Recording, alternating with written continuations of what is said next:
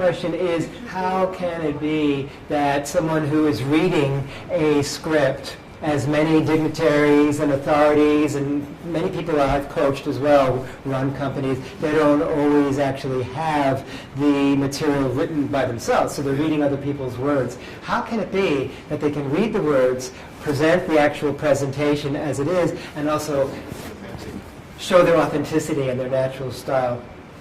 I have a few different tools that work if you are the one that's reading a script, and here they are. Just excuse me for interrupting. To your point, I'd cite the Obama acceptance. He's a beautiful acceptance speech. That speech that travelled the world, that captured everyone's imagination and put him into the same genre as some of the leading people. What did you notice he did in that speech? The rhetorical question is, was it off the cuff?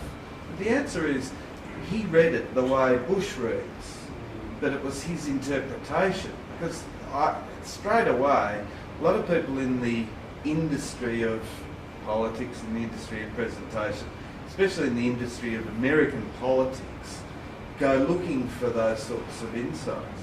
And the media was replete for 24 hours saying, what a powerful speech, how did he present it?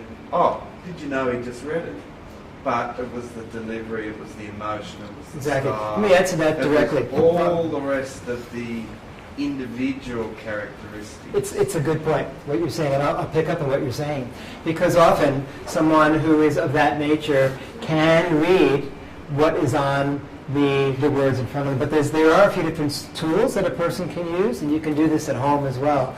Some simple things that I often like to do if you are reading a speech is, if you can take some highlighters in different colors, and if there are certain elements of the words that are exciting, you might color those words in either a red or an orange tone, which suggests a warming.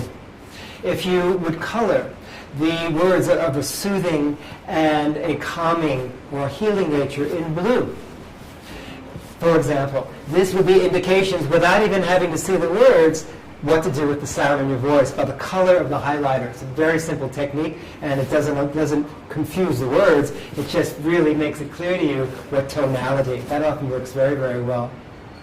You might also have, if you are reading, again from a script, some of the headlines or the main areas that are bolder, stronger words standing in your face, like what I suggested to Monica a few minutes ago, that the 3 key points of the presentation be the emphasis rather than getting into all the fine details. And then look how she quickly got on board with that. So that would be helpful, having larger areas that are just the titles, and then you don't have to focus, because you don't remember it anyway, all the fine points. That would be helpful. And then time to pause and actually step away and say, well, I have a comment about that. Something I realized that it was not written down here for me, something that I have to tell you is just to take step literally away from the words and to relate to that as I would with a PowerPoint presentation where these words I've been sharing with you today. So that becomes a place to bounce off of rather